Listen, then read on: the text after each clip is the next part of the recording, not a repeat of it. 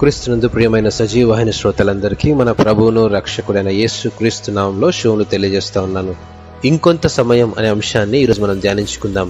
యాకోబు పత్రిక 4వ అధ్యాయము 8వ వచనంలో ఈ విధంగా వ్రాయబడింది, దేవుని యొద్దకు రండి, అప్పుడు ఆయన మీ యొద్దకు వచ్చెను. ఉదయం లేచామంటే రాత్రి పడుకునే వరకు ఏదో ఒక పనిలో ఒత్తిడి, భారం, బిజీ జీవితం సరిపోవటం, నెల మొదట్లో ఉన్న స్థితి కంటే నెల ఆఖరికి వచ్చేసరికి చాలినంత డబ్బు, ఉద్యోగంలో కొంత ఒత్తిడి తగ్గితే బాగుండు, వ్యాపారంలో ఇంకొంచెం లాభం, కనీసం మంచి ఉద్యోగం, ఇలా అనుకుంటూ పోతే జీవితకాలం చెప్పుకున్న ముగింపు లేదు కదా. అనుదినం మన హృదయాలను పరిపాలించేది హృదయవాంఛలే. ఇవన్నీ తప్పేమీ కాదు గాని అవి ఉండాల్సిన స్థానంలో ఉంటే చాలు. అదేవిధంగా అవి మన జీవితాలను గుప్పిట్లో పెట్టుకుంటే మన ఆత్మీయ స్థితి శూన్యమే. రోజులు వారాలు గడిచిపోతున్నాయి.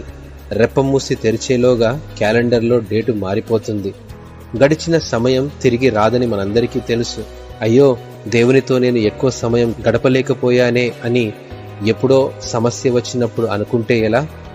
దేవునికి ఇవ్వాల్సిన సమయం ఆయనకు ఇవ్వాల్సిందే. కాస్త సమయం ఇస్తే లాభమే కానీ నష్టం లేదు కదా.